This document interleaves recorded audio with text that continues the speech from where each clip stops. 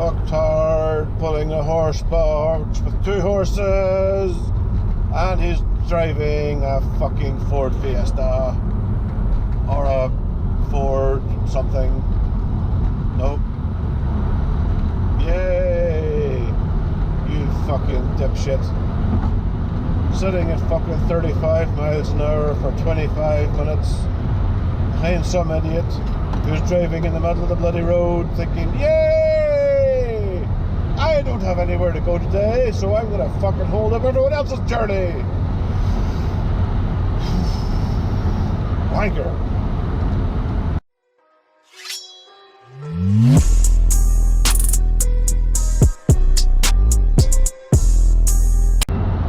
Yes, folks, another Saturday, and potentially, the last coarse fishing session of the year. Not sure. It'll be this weekend or next weekend. I'm not sure just yet. I'm going to go and buy some bait first, and then plan of attack will be probably go on the river. There's been a festival all week on the lock system, quite a big festival, and I'm not sure what the weights have been. I have no idea what the weights have been. So let's go and check that first before we do anything else. But first, let's go and get some bait from the fishing tackle shop, and then I will see you later.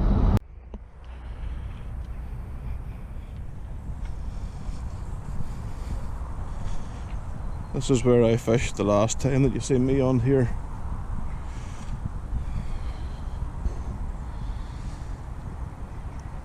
I was casting to that big tree right there, about halfway out. Let's take a walk on down, shall we? See where else it might be worth a look. This is Pike I. As you can see, you'd have to wait out a bit, and waiting out a bit means that you're going to be on a platform, but again, that's not a bad thing. Being on a platform isn't a terrible thing.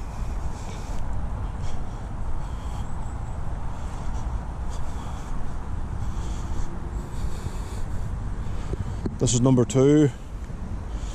The problem with number 2 is there's a lot of weed. There's like a line of weed goes across like there. You can see the grass coming out. It's quite thick, and if anything goes into it, you're going to bump it off. So I tend to avoid Pike 2 if I have a choice. I'm pleasure fishing, so I have a choice. If I was match fishing and you're told Pike 2, you just have to suck it up, you know. And this is Pike 1.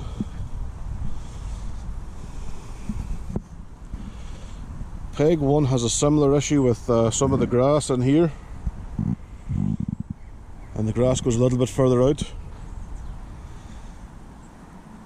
The main flow of the river is cutting in here and going along this marina, along the bank, and hitting the police jetty bank, so you'll be fishing mid-channel off the water, off the flow of the water.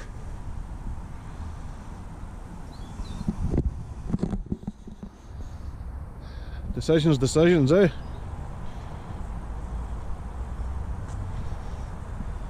I'm hardly going to do paper, rock, scissors for it myself now, am I?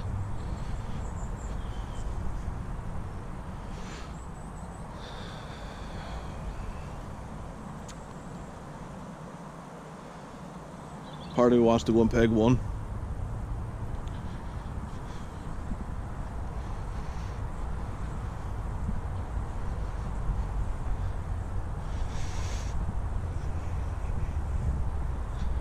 But the lazy part of me wants to go and Pike 3.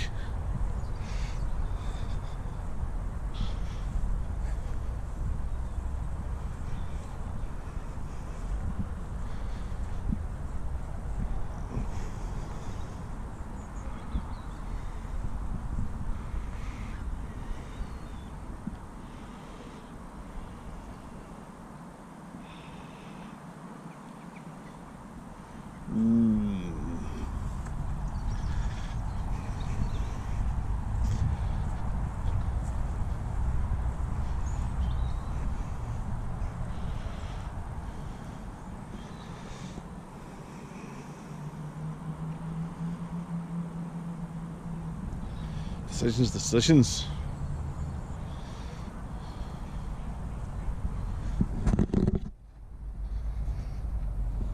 Let's get the van unloaded and give it a go, shall we? Well, here we are. Another Saturday. Temperature's actually really nice. It's a nice sunny day. I'm on the River Erne. I'm fishing opposite the police station again. We've been here before. I'm actually fishing, as I'll show you now in a minute, in the margin, as opposed to, you know, up in the air like we did the last time. The river's still moving, but at the minute 40 grams, I missed that one. 40 grams is holding the bottom. Maybe I didn't miss it. Is that still on?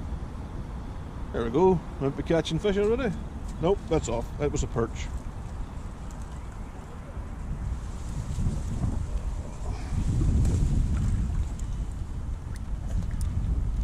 That's how quick the bite came. The feeder didn't even have time to empty out. Feeder's still full of food, so we're just gonna get that out. Untangle myself from the hook length.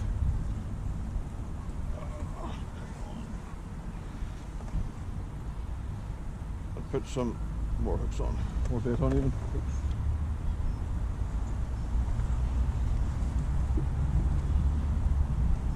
There's matches all on last week, every day of the week.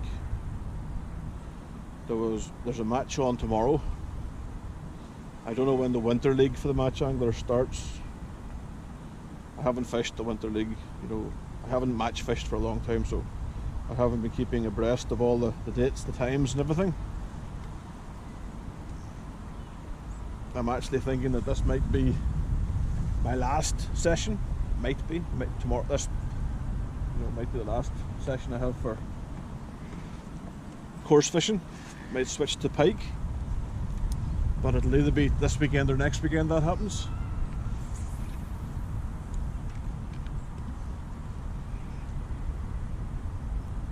Fishing at the slack point of slack water, so I'm just off the current. If it was on the current, 40 grams would not hold the bottom.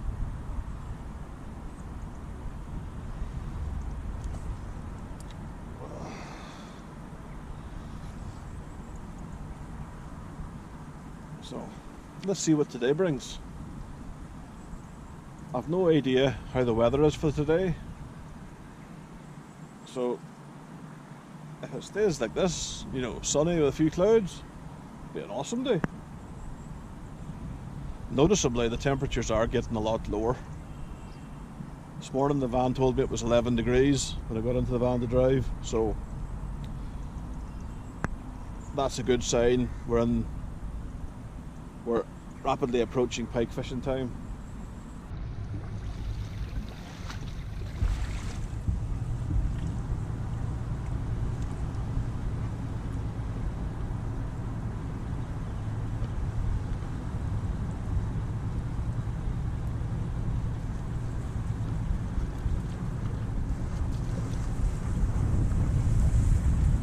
Micro perch.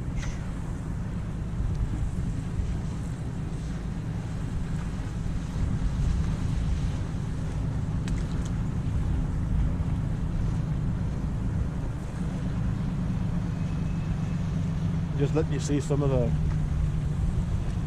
river.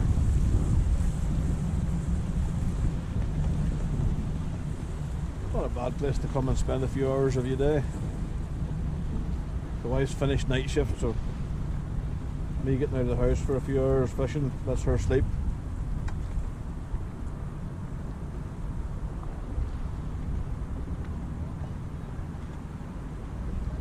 I'm going to get her out pike fishing this year with me as well. She loves coming out fishing, but she's seen the teeth in the pike once and she was like, yeah, no. So I have to get her out.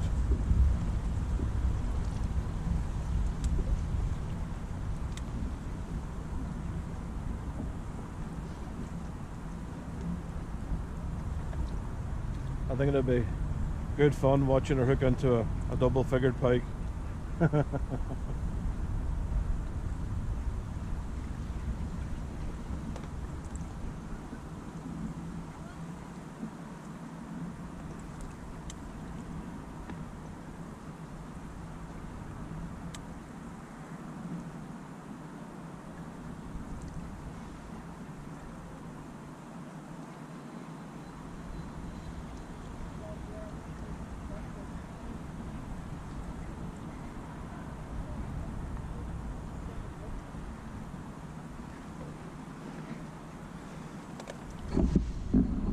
Just over there we have a private marina where the guys in the flats have their boats. Then directly across it's the police, and that's obviously the police marina. And you're going to see like the police dock. See the three black and white posts? I'm just aiming for the one that's on the left of the screen, the very last one. That's my marker point for today. Feeding standard, feeding aggressive. I always feed aggressive, you know me. Even though that we're, oh, that's a bit off. Even though that we're coming towards the winter, my thinking is the fish will be on their last. They'll be taking advantage of the last opportunity to pack on the food.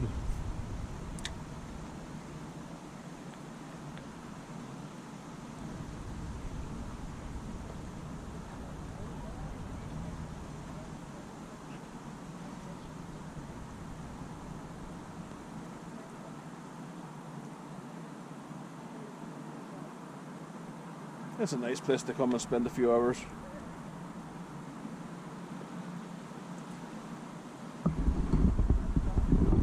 We might be joined by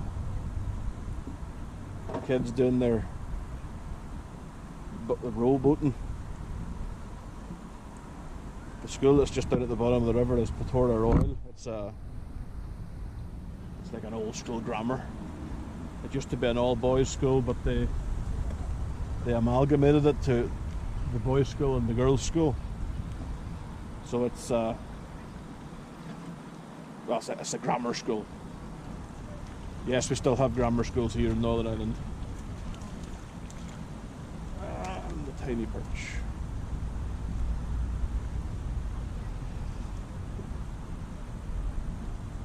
I think you guys still have grammar schools in England. I'm not sure.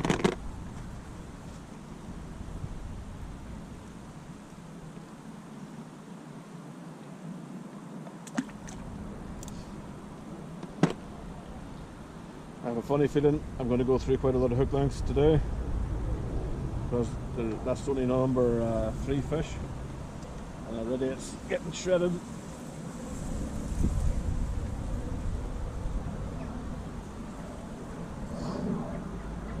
But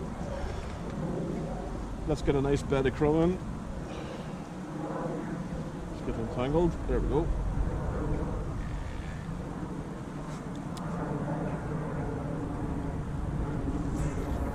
That's more like it.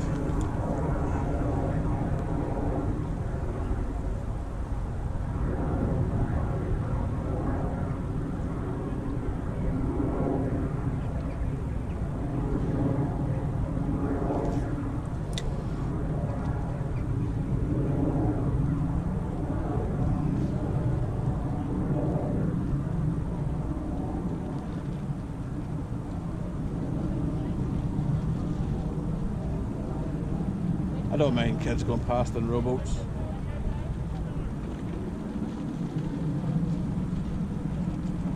In the grand scheme of things, they're not going to cause too much of a difference to what I'm fishing for.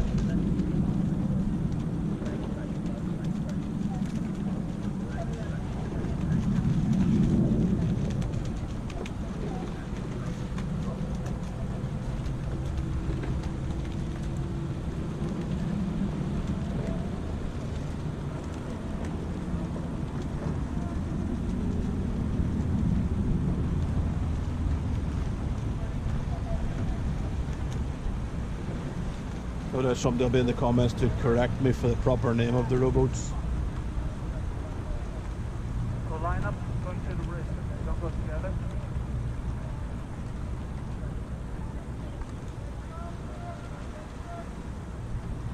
few knocks there on the tip. Oh, that might be a bit better. I think it might fell off. Nope.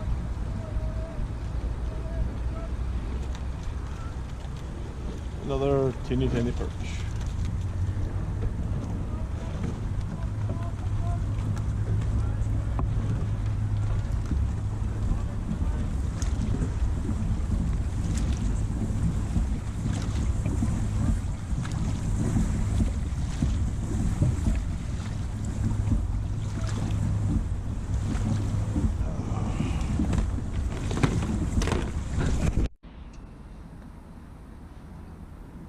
That's the feeder. I'm using big old feeder, 40 grams. This is meant to be for baiting up a swim, but I'm using it to put a lot of crumb in to get the fish kind of into where I'm fishing, into my area. Fishing the River Lurn, beautiful place to fish. However, that's what the zebra mussels do to your hook lengths. So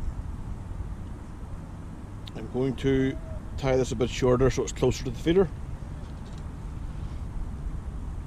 because if I recast it, it would be my luck that I would hook into a real brute and it would just laugh at me as it snaps off the hook length. So, zebra mussels, no joke. There is no joke, they really aren't. Just had a fella come down and say hello to me.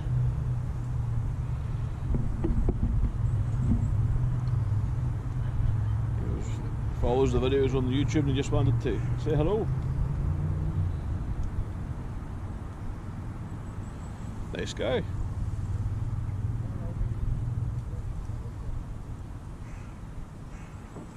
It will take me a bit of time to get used to folk coming up to me and saying, good job.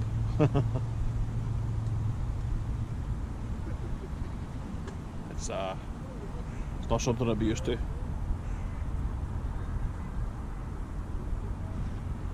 I go fishing to get away from the stresses of the week.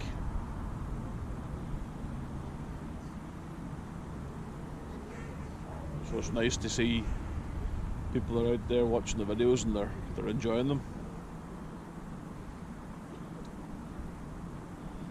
All I can say is that thanks very much for not wanting to be somebody who's going to want to punch me in the face. This week I had a bit of a surge in the old subscribers on YouTube. That was from like the 11th. There was, I think it's like 43 or something that subscribed to the channel. So to those new subscribers, welcome aboard. I hope you're enjoying what you're seeing.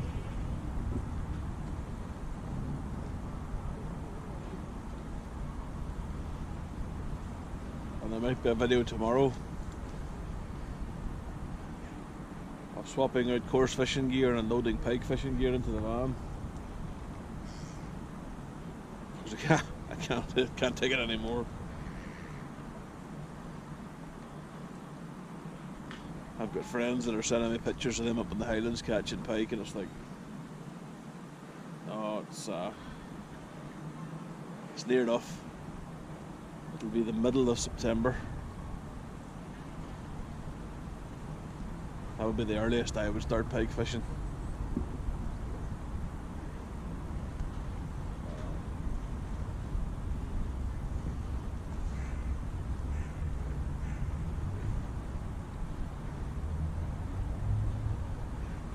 Busy little stretch of river, centre of the town.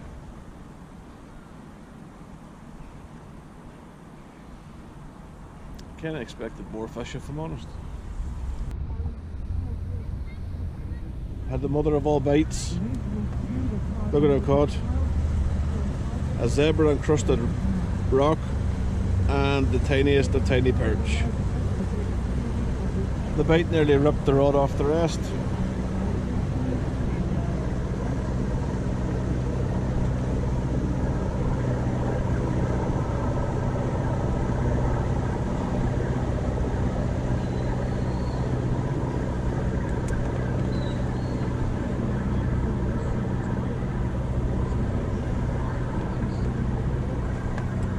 Funny old world.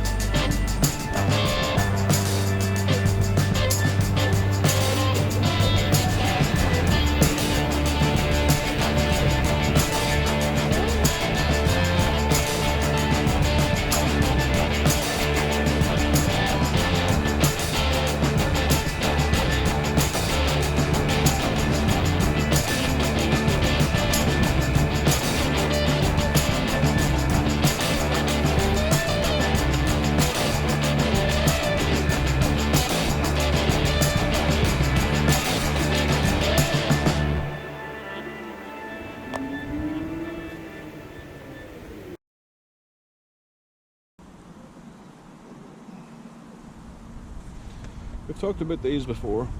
These are the Preston window feeders. And normally, when they're straight out the box, they look like this. When you fish for fish that's covered in rocks, they end up looking like this.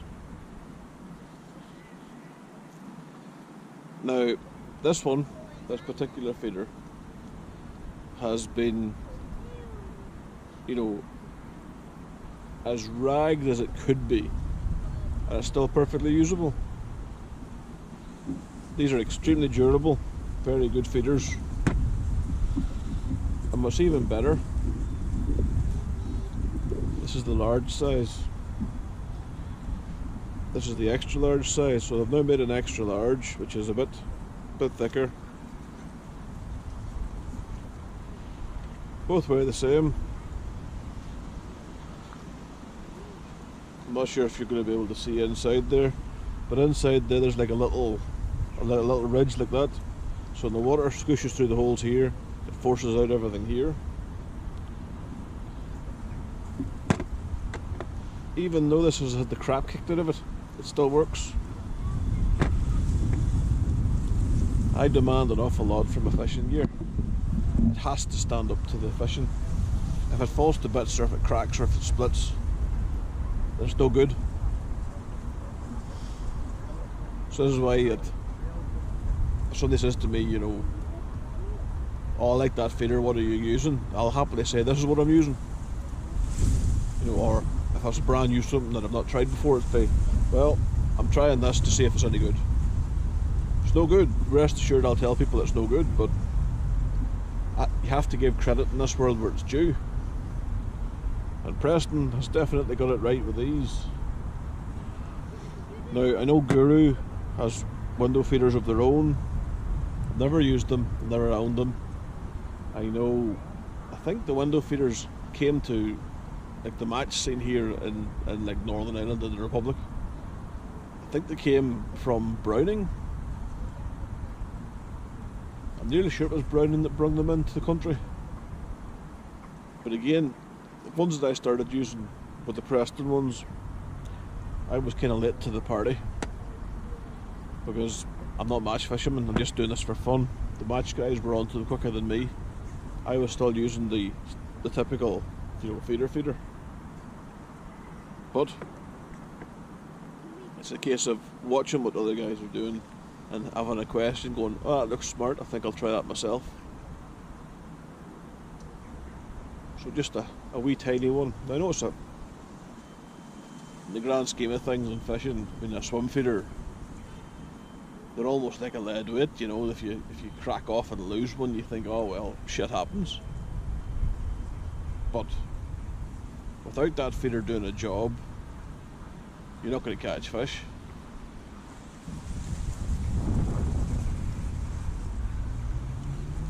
So it's one of those small things. Also, because we're coming into the winter time, or into the autumn, my floating maggots, this is probably the last time you're going to see me using very sweet floating maggots. I'm not sure if you guys can see in there. Those maggots are in like a water and goo solution.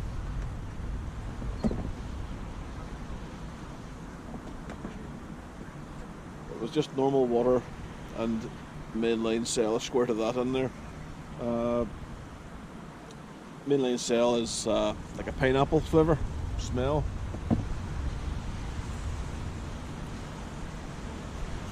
It works, the fish like it. Fish like sweet smelling things, so coming to that period now where you start going from sweet smelling stuff for fish to spicy stuff. Believe it or not, fish love chili. So you'll put chili flakes in with your hemp when you're boiling your hemp, and the fish key in on that chili flavour, that scent, and that hemp, and they start to smash it up. But if you try something like that in the summertime, it doesn't seem to work. So there's something in the colder weather, the fish start to go to a need for a spicy thing. With your maggots, you can put what's called turmeric. It's a spice. The Indian restaurants use it a lot. But just instead of dusting your maggots with maize to stop them sweating, a small handful of turmeric spice, and your maggots will smell lovely. It's off. Your maggots will smell awesome. But it's a case of finding when that window is to change. I think we're almost at it. But not that matters, because I think this might be the last weekend's coarse fishing.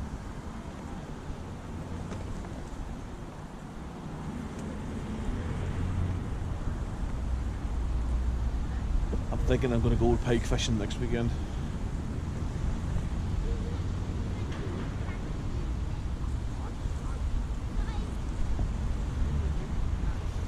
That means tomorrow I'll have to swap the van out, because I won't get the chance to do it during the week.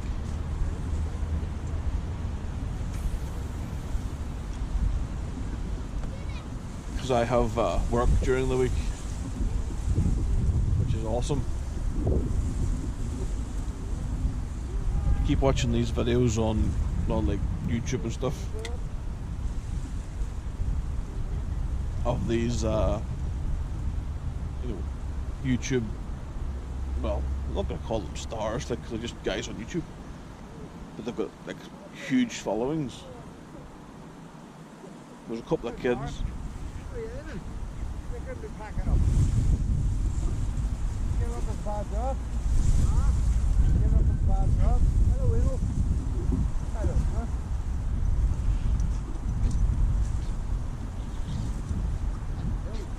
But we've got like Carl and Alex that I watch their channel. Brilliant channel, great content. There's just a couple of kids that like fishing in England. They've been fortunate enough to get around the world, and do their fishing all over the world. but they're just two guys that have a passion for angling, and it's great to see. They don't have a idea of, you know, leaving their full-time jobs to become a professional YouTuber or angler. And you're there going, you know, wow. You know, fair play to them. You know, fortune favours the bold. Who knows, maybe if I get to 40,000 subscribers one day I'll stop 9 to 5 in it, Monday to Friday in it, and I'll become a full-time professional YouTube gobshite.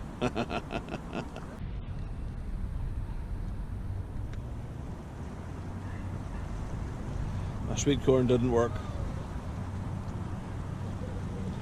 Why do I fish sweet corn like that there instead of on the hook? I found that with that way, when the fish suck it in, they're picking it up, and all they're getting is the sweet corn, and then it's in the back of their mouth, and you get the bite, and you set the hook home, and that's just flying at the bottom there, so it catches them in the bottom of the mouth.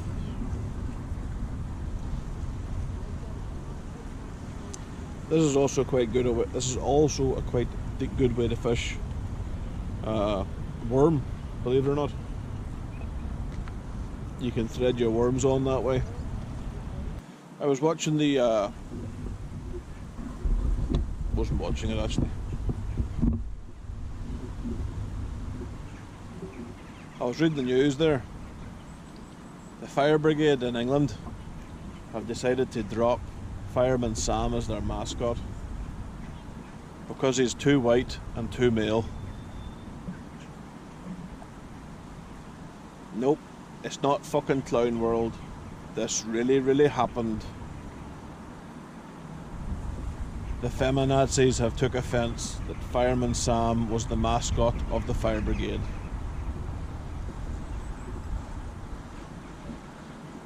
I'm about tired of these cultural Marxist types. You know, these fucking political correct wankers. Joyless. Find offence in everything.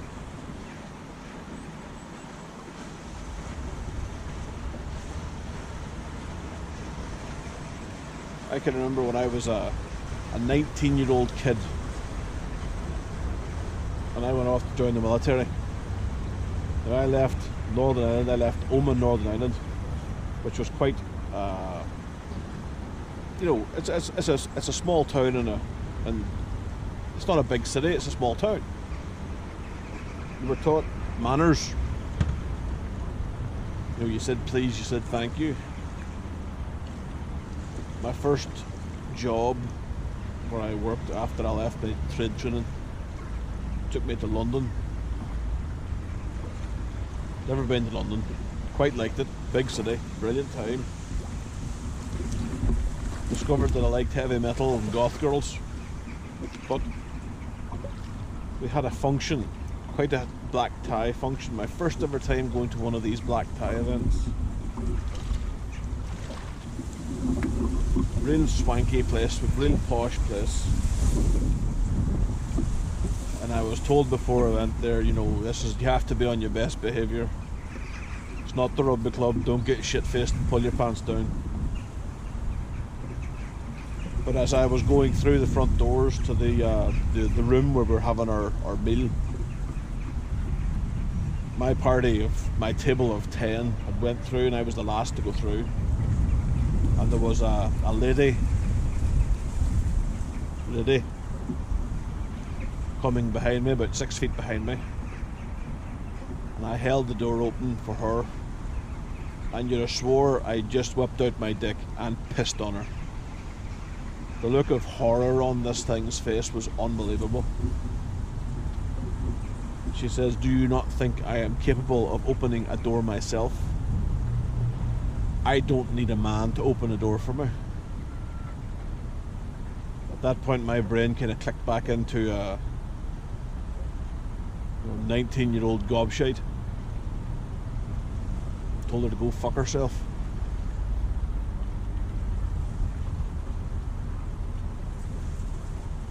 I'm all for living your own life, your own way. if you wake up one morning and you decide that you want to be a woman and you want to chop off your dick, go ahead, son. You get chopping. But I'm not going to call you a woman just because you're somebody that's crazy and you've chopped off your penis. Just the same way, if you were a schizophrenic who thought you could fly, I wouldn't take you to the top of a block of flats and say, on you go, son, show me how good you can fly. Funny how if I did that, you'd probably be charged with manslaughter or murder.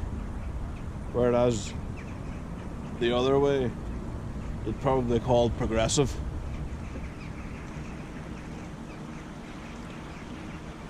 It's a fucking strange old world we live in.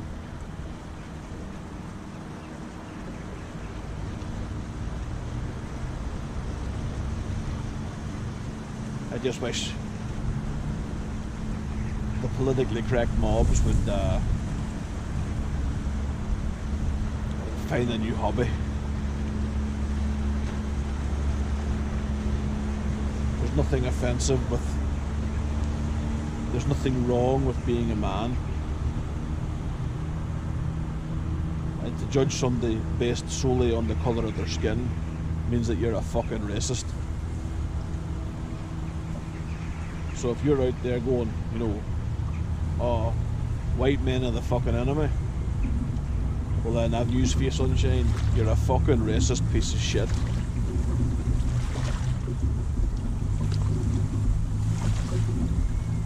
Fucking crazy people. Feminists harp on about patriarchy. Really? Patriarchy? 2/3 of men, 2/3 of people sleeping rough in the street, homeless people, men. 2/3 of all suicides in the UK, men. You know, 2/3 of fucking deaths at work, men. A man goes out in the street and punches another man. He gets done with assault and could face a custodial sentence. A woman goes out in the street and punches a man and everybody laughs at him. Don't give me your patriarchy fucking shit.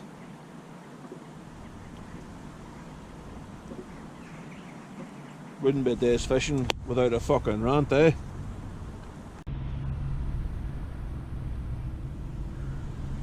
Finally had a bream. Plagued by small fish, teeny tiny perch, all day. But there we go, finally had a bream. Nothing special, if it's £2 it's lucky. But it's the best fish that I've had so far today.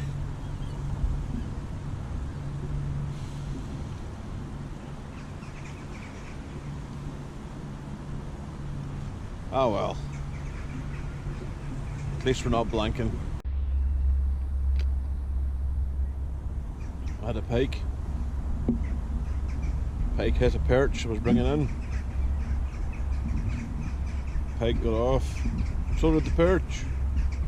Perch had just popped up in front of me.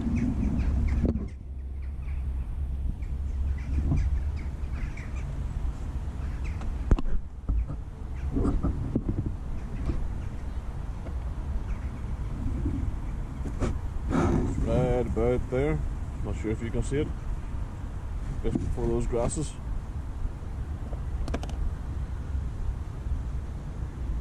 Every now and then it gives a kick out of it.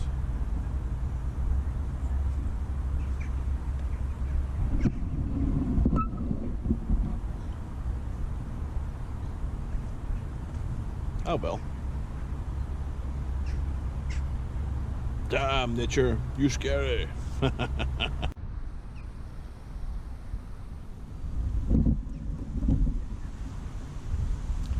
I think it's time to bang it on the head. One bream, and now I've lost 2 fish to the pike that's just moved in. The wife's promising pork chops for dinner.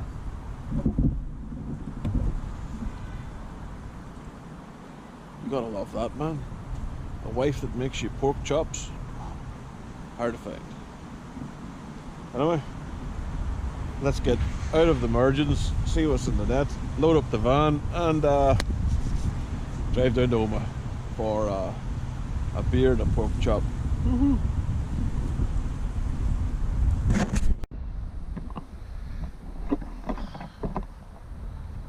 Alright troops, before I knock it all down, I do get asked questions about how I set up my fishing station. So let's have a look through that, shall we?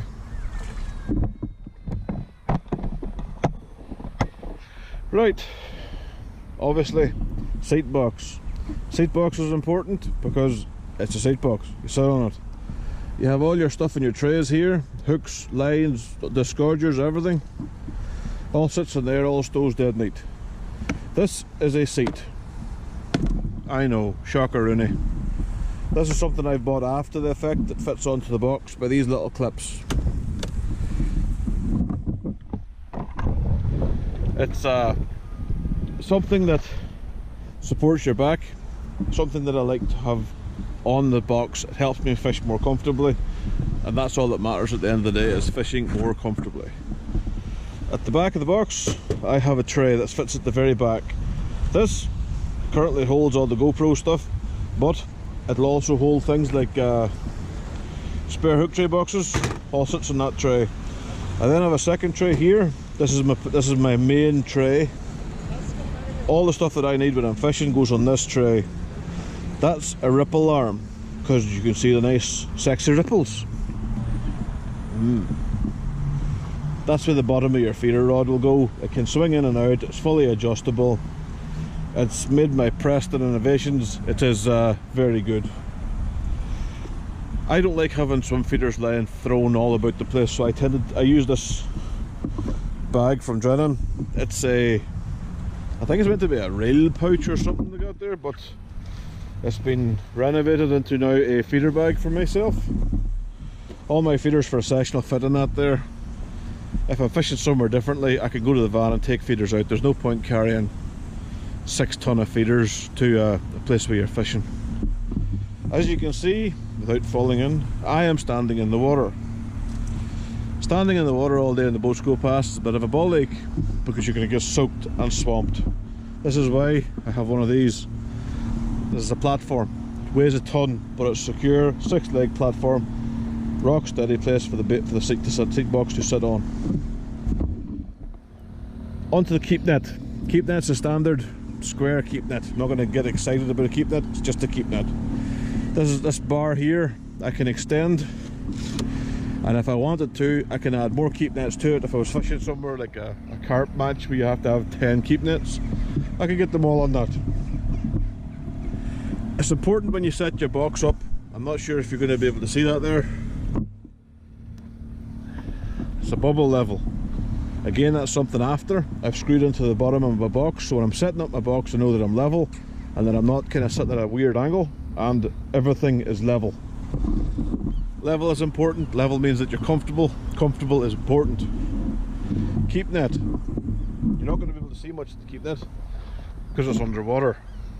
Anyway, this is like this with the boats going past so often, so frequent. You want to have a bit of a weight at the end of your keep net. I have a 10-ounce lead that I use on a bit of paracord. When I throw out the keep net, the lead kind of sits at the bottom. You drag out your keep net and take it to your seat box. Now your keep net is nice and stretched out. It's not collapsing on it. All the fish have room to do whatever they want. Tons of room for activities for the fish.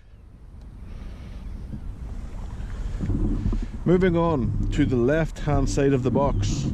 The left hand side of the box is where I have all my bait. As you can see, bait. That's ground bait. I also have the arms that hold the keep net. I'm right-handed, so that the rod will be in my right hand, and when I'm going to land the fish I use my left hand. Pretty simple stuff, guys. Feeder arm, again, just a feeder arm holds the rod, keeps the rod out, gives you a nice stable bait presentation, or nice stable arm for your rod to sit on, so that you can see the baits a bit better.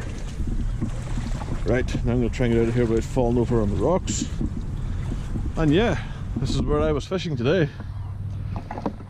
Pretty urban, but let's see what we got in the nets, shall we?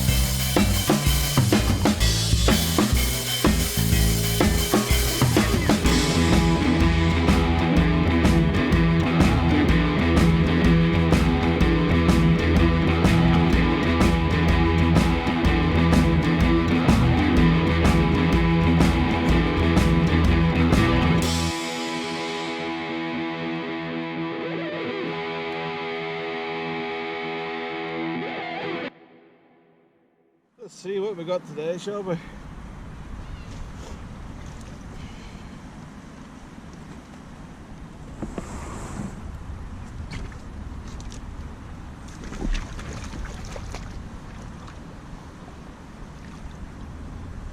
One thing's for sure, I'm not going to need a strong man to help me lift it, no.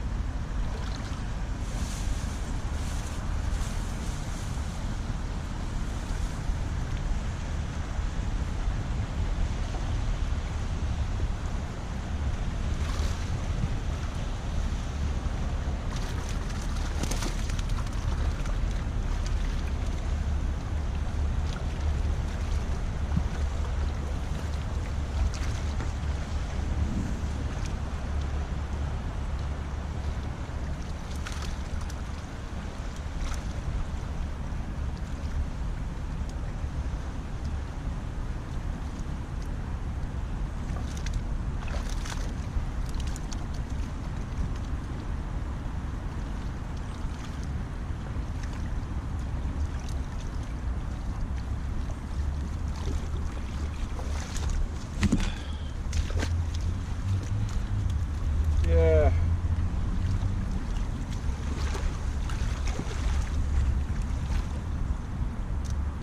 Lots of little perch.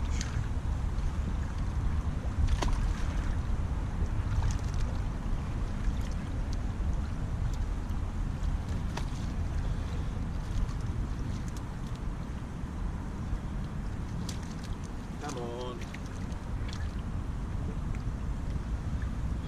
Little bream.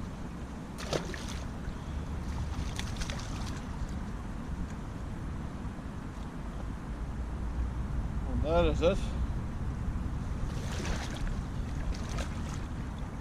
Not the best day's fishing. Bit slow.